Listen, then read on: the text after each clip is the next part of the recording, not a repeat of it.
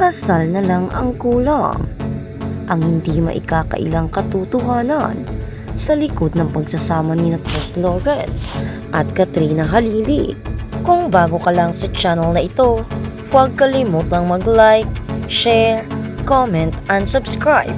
At huwag kalimutang pindutin ang notification bell icon para maging updated ka sa bawat upload nating video. Ang mundo ng lokal na showbiz ay palaging puno ng mga kwento ng pag-ibig na nagbibigay inspirasyon.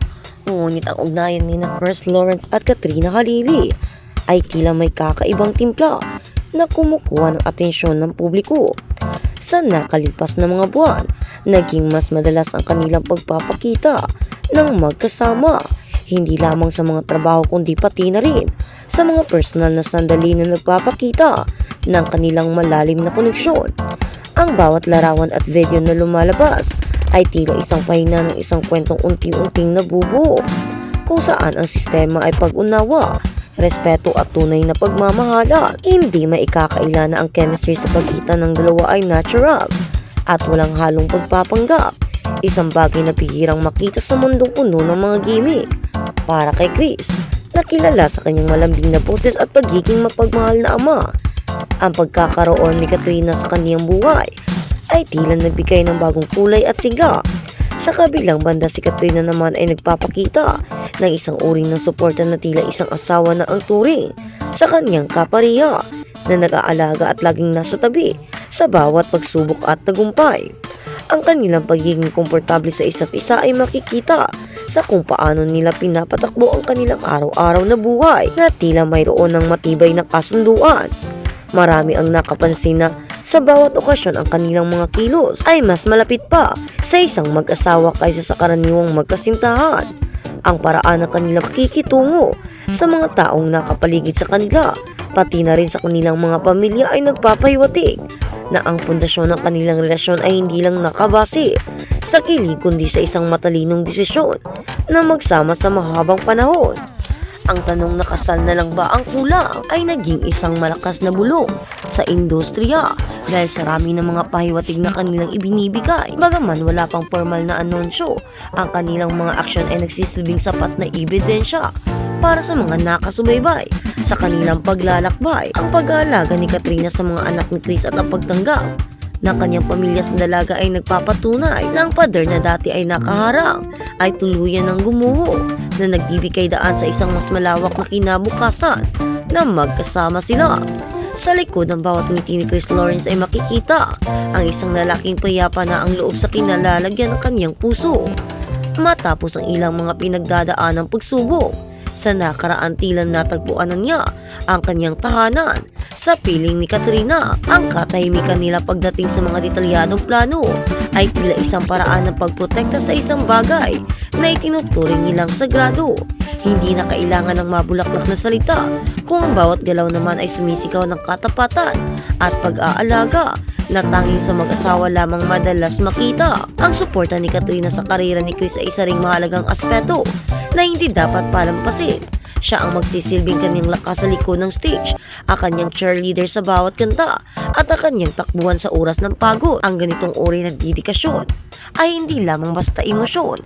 Ito ay isang pananagutan na pinili nilang dalawa na pasanin ng magkasabay. Ang kanilang relasyon ay nagpapakita na ang pag-ibig sa ikalawang pagkakataon o sa mas matandang yugto ng buhay ay mas matimbang dahil sa lalim ng karanasan at pagpapahalaga. Marami sa kanilang mga kaibigan ang nagpapatunay na ang dalawa ay talagang meant to be dahil sa kung paano nila kinukumpleto ang kakulangan ng isa't isa. Kung si Chris ay ang sining at musika, si Katrina naman ang nagsisilbing angkla na nagpapanatili sa kanya sa lupa. Ang balansing ito ay nagpapatatag sa kanilang pagsasama, na naging dahilan kung bakit marami ang naniniwala na ang kasal ay isang formalidad na lamang na darating sa tamang panahon.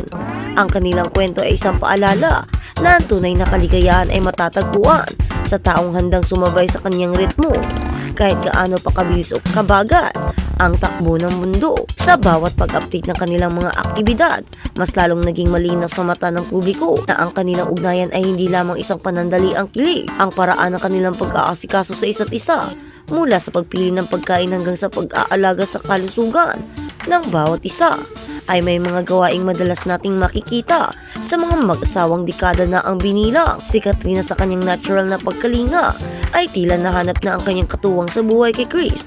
Ang kanyang presensya ay hindi lamang bilang isang karelasyon, kundi bilang isang katuwang sa bawat aspeto ng buhay ni Chris na nagbibigay ng stability na matagal na ring hinahanap ng singer-songwriter. Ang mga usap-usapan tungkol sa kanilang posibleng pagpapakasal ay lalong uminit ng mapansin ng marami ang kanilang mga seryosong investment ng magkasama. Ang pagpaplano para sa hinaharap tulad ng pagpapatayo ng bahay o pagpapasok ng mga negosyo ay hindi karaniwang ginagawa ng mga magkasintahan kung wala silang matibay na balak na magsama habang buhay. Ipinapakita nito na ang kanilang pananaw ay hindi lamang hanggang bukas, kundi hanggang sa pagtanda. Ang pagbuo ng isang pundasyon ng magkasama ay isang malakas na indikasyon na ang kanilang mga puso ay nakatali na sa isa't isa. Ano man ang sabihin ng mga papilis o seremonya, sa mga panayang bagaman maingat sa kanilang mga salita, hindi maikakaila ang kislap sa mga mata ni Chris at Katrina kapag ang paksa ay ang kanilang kinabukasan. Ang bawat kami at namin na kanilang binibitawan ay sapat na upang maunawaan ng mga tagahanga na wala na silang nakikitang ibang kasama kundi ang isa't isa. Ang pagiging bukas nila sa kanilang mga tagumpay at kabiguan ay nagbibigay ng mas malalim na koneksyon, hindi lamang sa kanila, kundi pati na rin sa publikong nagnanais ng kanilang kaligayahan. Ang kanilang pag-ibig ay nagsisilbing ehemplo na ang pagtitiwala at komunikasyon ang pinakamahalagang sangkap sa isang matagumpay na pagsasama.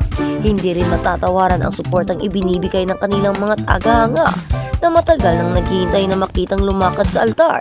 Ang dalawa, ang bawat post sa social media na nagpapakita ng kanilang paglalakbay ay binabaha ng mga positibong komento na nagnanais na sana ay sila na nga ang para sa isa't isa.